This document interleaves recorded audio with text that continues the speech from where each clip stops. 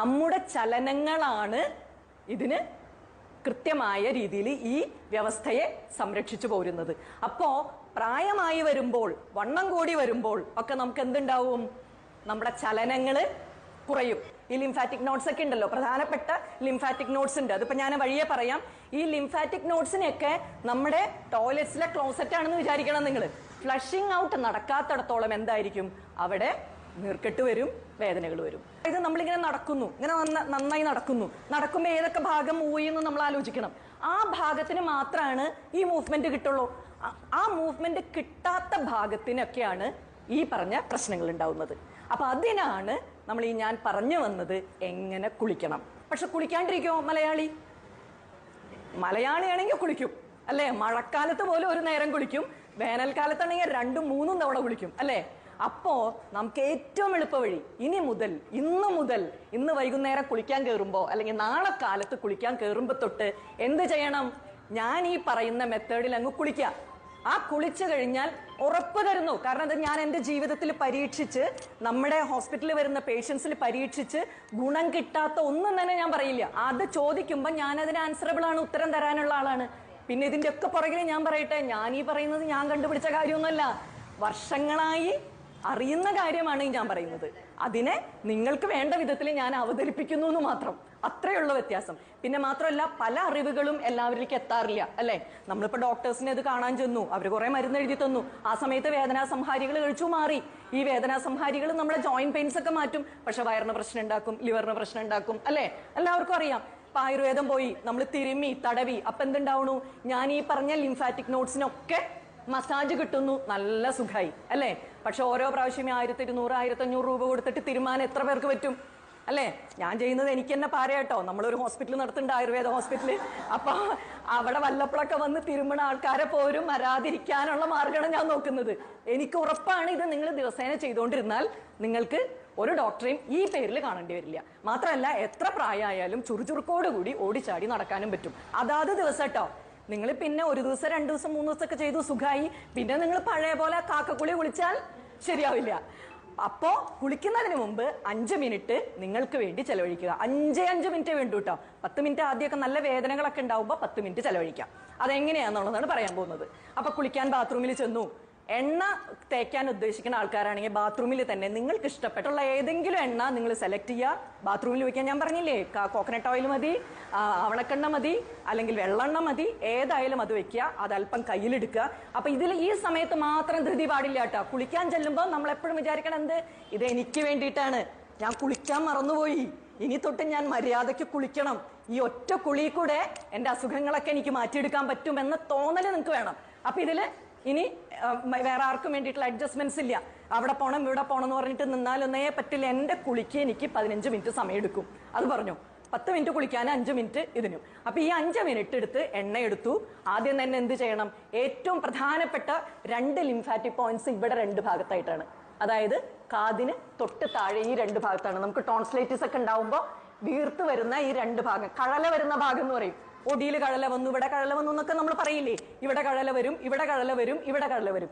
ഈ കഴലകൾ എന്ന് പറഞ്ഞാൽ അതാണ് ഇൻഫ്ലമേഷൻസ്. അതായത് അവിടെ നമ്മുടെ ശരീരം, നമ്മുടെ ലിംഫാറ്റിക് സർക്കുലേറ്ററി സിസ്റ്റം എന്ത് ചെയ്യുന്നു?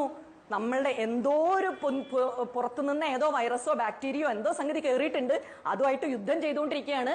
അതുകൊണ്ടാണ് അവിടെ എന്ത് വരുന്നത്? കഴല അഥവാ ഇതുപോലത്തെ കട്ടി, ഇൻഫ്ലമേഷൻ എന്ത് പറഞ്ഞാലും ആ സംഭവം വരുന്നത്.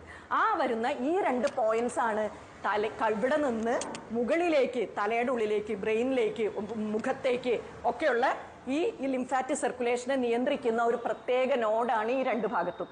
അപ്പൊ മിക്കവാറും നമുക്കൊരു കാര്യം കാണാം, ഒരു പ്രായം അങ്ങ് കഴിയുമ്പോൾ ഈ 2 ഭാഗം അങ്ങ് വീർത്തു വരും, അല്ലെങ്കിൽ ഇവിടെ ഒരു ചിൻ പോലെ വരും, ഇവിടെ അങ്ങനെ തൂങ്ങി വരും. എല്ലാവരും പറയും എൻ്റെ കഴുത്തും ഈ ഭാഗമാണ് കൂടി വരുന്നത് അല്ലേ? ശ്രദ്ധിച്ചു നോക്ക്, നിങ്ങൾക്കൊക്കെ അങ്ങനെയാണ്. ഈ ഭാഗം അങ്ങ് കൂടി വരും. നിങ്ങൾ ചെറുപ്പത്തിലത്തെ ഫോട്ടോയും ഇപ്പോഴത്തെ ഫോട്ടോ എടുത്ത് നോക്കിക്കഴിഞ്ഞാൽ ഇവിടെയൊക്കെ ഇങ്ങനെ തടിച്ചു വീർത്ത് നിൽക്കുന്നുണ്ടാവും അല്ലെ? അതിന്റെ പ്രധാനപ്പെട്ട കാരണം വയസ്സായിട്ട് സ്കിന്ന് സാഗ് ചെയ്യുന്നതിന്റെ ഒപ്പം തന്നെ അതിനേക്കാൾ പ്രധാനമായിട്ടുള്ളത് ഈ സർക്കുലേഷൻ കറക്റ്റ് ചെയ്യുന്നില്ല. അപ്പൊ നമ്മൾ എണ്ണ എന്ത് ചെയ്തു? ആദ്യം അല്പം കയ്യിലെടുത്തു, ഈ 2 ഭാഗത്തേക്ക്, ആദ്യം ഒരു ഭാഗത്തേക്ക് ഇങ്ങനെ മസാജ് ചെയ്തു. അത് കഴിഞ്ഞ് മറ്റേ സൈഡിലേക്ക്, അത് clockwise anti clockwise 2 ഭാഗത്തേക്കും നന്നായി മസാജ് ചെയ്യാം.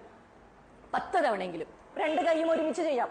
10 തവണ ഇങ്ങനെ 10 തവണ ഇങ്ങനെ മസാജ് ചെയ്യുന്നു. മനസ്സിലാവുന്നുണ്ടല്ലോ അല്ലെ? അത് കഴിഞ്ഞ് എന്ത് ചെയ്യണം? അവിടെ ഒന്ന് ടാപ്പ് ചെയ്യണം നമ്മൾ.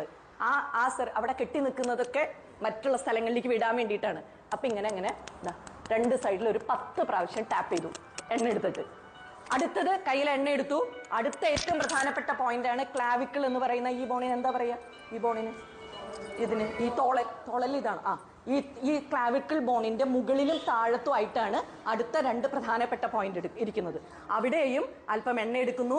ഇവിടെ ആദ്യം താഴെ ഇവിടെ ഇങ്ങനെ ഒരു സൈഡിലേക്ക്, അല്ലെങ്കിൽ അത് കഴിഞ്ഞ് രണ്ടാമത്തെ സൈഡിലേക്ക്, നേരത്തെ പറഞ്ഞ അതേ പ്രോസസ്സ്. അത് കഴിഞ്ഞ് അവിടെ ടാപ്പ് ചെയ്യുന്നു. രണ്ടും ഒരുമിച്ച് ചെയ്യാം കേട്ടോ. ഇങ്ങനെ രണ്ട് ഭാഗവും ഇങ്ങനെ ആക്കി രണ്ട് ഭാഗത്തും ടാപ്പ് ചെയ്യുന്നു. അതിന് മുകളിൽ ഈ കുഴിയില്ലേ, ഇവിടത്തെ ഈ കുഴി, ആ കുഴിയിലും അതുപോലെ മസാജ് ചെയ്യണു, ടാപ്പ് ചെയ്യുന്നു. അപ്പൊ എന്താണ്, ഇവിടെ നിന്ന് ഇങ്ങോട്ട് കയറുന്നതൊക്കെ കൃത്യമായി ശരിയാവും. മിക്കവർക്കും ഈ കൈ തിരിക്കാൻ പറ്റാത്തതും കൈയിന് വേദന വരുന്നതും കാലത്ത് എഴുന്നേൽക്കുമ്പോൾ കഴുത്ത് തിരിക്കാൻ പറ്റാത്തതിന്റെ ഒക്കെ പ്രധാനപ്പെട്ട, നിങ്ങളൊന്ന് തന്നെ തിരിച്ചു നോക്ക്. എത്ര പേർക്ക് ഇങ്ങനെ ബാക്കിലേക്ക് നോക്കാൻ പറ്റുന്നൊന്ന് നോക്കി അറിയാം. ഇവിടെ എത്തുമ്പോൾ ടക്ക് സ്റ്റക്ക് അല്ലേ? അതില്ലാതെ ഇത് 5 ദിവസം കഴിയുമ്പോഴേക്കും നിങ്ങൾക്ക് കഴുത്ത് തിരിക്കാൻ പറ്റും. മാത്രമല്ല എപ്പോഴും എനർജി ഉണ്ടാവും നമുക്ക്. ഇതിപ്പോ ഞാൻ ഈ പറയുന്നത് അങ്ങ് ചെയ്തു കഴിഞ്ഞാൽ തന്നെ നിങ്ങൾക്ക് ആ എനർജിയിലെ വ്യത്യാസം അറിയാൻ പറ്റും. അപ്പൊ ഈ 2 പോയിന്റ് കഴിഞ്ഞു. അപ്പൊ പ്രധാനപ്പെട്ട 1, 2, 3, 4 അല്ല 4, 5 ഇങ്ങനെ 2ഉം ഒന്നായിട്ട് എടുക്കാം. അപ്പുറം ഒന്നായിട്ട് എടുത്തിട്ട് നമുക്ക് അപ്പൊ 1, 2, 3 പോയിന്റ്സ് കഴിഞ്ഞു. അടുത്ത ഏറ്റവും പ്രധാനപ്പെട്ട പോയിന്റ് ആണ് നമ്മുടെ കക്ഷം. എല്ലാവർക്കും കൈവേദനയാണ്, കൈ പൊക്കാൻ പറ്റില്ല, കൈയിന്റെ അവിടെ നീര് വരുന്നു അല്ലെ? പിന്നെ മാത്രമല്ല വണ്ണം കൂടുമ്പോൾ സ്ത്രീകൾക്ക് ശ്രദ്ധിച്ചോ, ബ്ലൗസ് പാകാവുന്നത്തെ ഒരു പ്രത്യേക ഭാഗം ഏതാ? ഈ ഭാഗമാണ് കൈയിന്റെ. അപ്പൊ ഇതെന്ത് ചെയ്യണം? 2 ഭാഗത്തും ഇതുപോലെ ഒന്ന് ക്ലോക്ക് വൈസ് പിന്നെ ആന്റി ക്ലോക്ക് വൈസ്. കൈ ഇങ്ങനെ ഉയർത്തിപ്പിടിക്കുക, എണ്ണ കയ്യിലെടുക്കുക, ഇങ്ങനെ 10 പ്രാവശ്യം ഇങ്ങോട്ട്, 10 പ്രാവശ്യം മറ്റേ സൈഡിലേക്ക്, അങ്ങനെ 10 തവണ ഇവിടെ ടാപ്പ് ചെയ്യുക. നേരത്തെ പറഞ്ഞ പോലെ തന്നെ ടാപ്പ് ചെയ്യുക. 10 തവണ ഇങ്ങനെ ടാപ്പ് ചെയ്യുക. സെയിം ഇവിടെ. ഇനി ഇത് ഞാൻ കാണിക്കണ്ടല്ലോ, ഇപ്പറ ഇതുപോലെ തന്നെ. അത് കഴിഞ്ഞ് അടുത്ത ഏറ്റവും പ്രധാനപ്പെട്ട പോയിന്റ് വരും. ഗ്ലാൻസ് ഈ വയറിന്റെ അവിടെ പരന്നിട്ടാണ് കിടക്കുന്നത് ഇവിടെ. അപ്പൊ എന്ത് ചെയ്യണം? ഒന്നുകിൽ ഇങ്ങനെ കണ്ടോ, ഇങ്ങനെ മസാജ് ചെയ്യണം, ഇങ്ങനെ, അല്ലെങ്കിൽ ഇങ്ങനെ മസാജ് ചെയ്യാം, നിങ്ങൾക്ക് ഇഷ്ടമുള്ള പോലെ. ഏതായാലും clockwise and anti clockwise ഇങ്ങനെ മസാജ് ചെയ്യണു. എന്ത് ചെയ്യണു? ടാപ്പ് ചെയ്യണു. 10 പ്രാവശ്യം ടാപ്പ് ചെയ്യണു. അത് കഴിഞ്ഞ് അടുത്ത ഏറ്റവും പ്രധാനപ്പെട്ട, അപ്പൊ വയറിൽ ഗ്യാസ്, ബ്ലോട്ടിങ്, ആ വയർ എപ്പോഴും ഒരു സുഖമില്ല, ഇങ്ങനെയൊക്കെ വിചാരിക്കുന്ന ആളുകൾ ഇത് ചെയ്തു തുടങ്ങിയാൽ ഒരാഴ്ച കഴിയുമ്പോഴേക്കും നിങ്ങൾക്ക് നല്ല റിലീഫ് കിട്ടി തുടങ്ങും. ഇനി അടുത്ത പോയിന്റ് ആണ് ഇവിടേക്ക് ഇങ്ങോട്ട് പോകുന്നത്. ഈ ഗ്രോയിൻസ് എന്ന് പറയുന്ന ഏരിയ ഉണ്ടല്ലോ, അതായത് നമ്മുടെ ഈ തൊടയിടുക്കിലേക്ക് പോകുന്ന ഈ 2 ഭാഗത്തായിട്ടാണ് പ്രധാനപ്പെട്ട പോയിന്റ്. അവിടെ നമ്മൾ ഇതുപോലെ മസാജ് ചെയ്യണു. Clockwise and anti clockwise tap ചെയ്യണു. ഇതൊരു രസമാവും. കുറച്ച് ദിവസം കഴിഞ്ഞ് കഴിഞ്ഞാൽ എണ്ണയൊക്കെ തേച്ച് ഇങ്ങനെയൊക്കെ ടാപ്പ് ചെയ്ത് ചെറിയ കുട്ടികളെ നമ്മൾ കുളിപ്പിക്കുമ്പോൾ അവർ കാണിക്കുന്ന ആക്ഷനൊക്കെ പോലെ നമുക്കും ചെയ്യാം. അത് കഴിഞ്ഞ് ഏറ്റവും മുട്ടുവേദനയുടെ കാര്യം പറഞ്ഞു. അടുത്തതാണ് ഏറ്റവും പ്രധാനം. മുട്ടുവേദനയ്ക്ക് മുട്ടിന്റെ മുകളിലിട്ട് തേക്കും നമ്മൾ അല്ലേ, പല ബാമൊക്കെ. പക്ഷെ അവിടെയല്ല വില്ലൻ. മുട്ടിന്റെ ബാക്കില് ഈ ഭാഗത്താണ്, ഈ ഒടിഭാഗം ഉണ്ടല്ലോ, മുട്ടിങ്ങനെ മടക്കാൽ ഇങ്ങനെ കിട്ടുന്ന ആ ഭാഗത്താണ് ഈ നീർക്കെട്ട് വരുന്നത്. അവിടെയാണ് ഈ ഞാൻ നേരത്തെ പറഞ്ഞ ലിംഫാറ്റിക് ഗ്ലാൻഡ് ഇരിക്കുന്നത്. അപ്പൊ മുട്ടിന്റെ മുകളിലിട്ടിട്ട് പണിയെടുത്തിട്ട് യാതൊരു കാര്യമില്ല. മുട്ടിന്റെ അടിയിലാണ് നമ്മൾ മസാജ് ചെയ്യേണ്ടത്. മനസ്സിലായില്ലേ? നല്ല മുട്ടുവേദനക്കാരാണെങ്കിൽ എന്ത് ചെയ്യണം? ആദ്യത്തെ കുറച്ച് ദിവസങ്ങളിൽ ഇതിനെ പെട്ടെന്ന് റിലീഫ് കിട്ടാനുള്ള ഒരു മാർഗം, കുറച്ച് കല്ലുപ്പും കുറച്ച് മുരിങ്ങയുടെ ഇലയിട്ടിട്ട് ഒരു ചീനച്ചട്ടിയിലിട്ട് ഒന്ന് ചൂടാക്കിയിട്ട് ഏതെങ്കിലും ഒരു തോർത്തിലിട്ടിട്ട് മുട്ടിന്റെ മുകളിലല്ല, മുട്ടിന്റെ അടിഭാഗത്ത് ആ ചൂട് കൊടുക്കുക. അപ്പൊ മുരിങ്ങയിലേക്ക് അതിന്റെ ഗുണമുണ്ട്, അറിയാലോ. ഉപ്പിന് അതിന്റെ ഗുണമുണ്ട്, ആ നീരിനെ പെട്ടെന്ന് വലിക്കും. ആദ്യം ഒന്ന് മുട്ടുവേദന ഒരു 1-2 ദിവസം കൊണ്ട് മാറാൻ. എന്നിട്ട് വെറുതെ മുറിവെണ്ണ തേച്ച് അവിടെ ഇട്ടേക്കുക. 1 മണിക്കൂർ കഴിഞ്ഞാൽ തുടച്ചു കളഞ്ഞു. ഇത് ചെയ്താൽ പെട്ടെന്ന് മുട്ടുവേദന മാറും, അപ്പോഴുള്ള മുട്ടുവേദന മാറും. പിന്നെ നമ്മൾ ഈ പറഞ്ഞ പണി ചെയ്യണം, ഈ മസാജിങ് ആൻഡ് ടാപ്പിംഗ്. അപ്പൊ ഈ പറഞ്ഞ പോലെ ഈ മുട്ടിന്റെ ഈ 2 ഭാഗത്തും ഇങ്ങനെ ആക്കിയാലും മതി കേട്ടോ. Clockwise anti clockwise വേണമെന്നില്ല. ഇതൊരു 20 തവണ ചെയ്യണം. കണ്ടോ? കാരണം നിങ്ങൾക്കൊക്കെ മുട്ടുവേദന ഉള്ളതുകൊണ്ട് 20 തവണ. ഈ 20 തവണ ചെയ്തിട്ട് ഇവിടെയും ഇതുപോലെ ടാപ്പ് ചെയ്യാം. മനസ്സിലായില്ലേ? ഈ ഒരു പ്രധാനപ്പെട്ടതാണ് എളിവേദന. മിക്കവർക്കും ഈ എളി ഭാഗത്ത് ഭയങ്കര വേദനയാന്ന് പറയും അല്ലെ?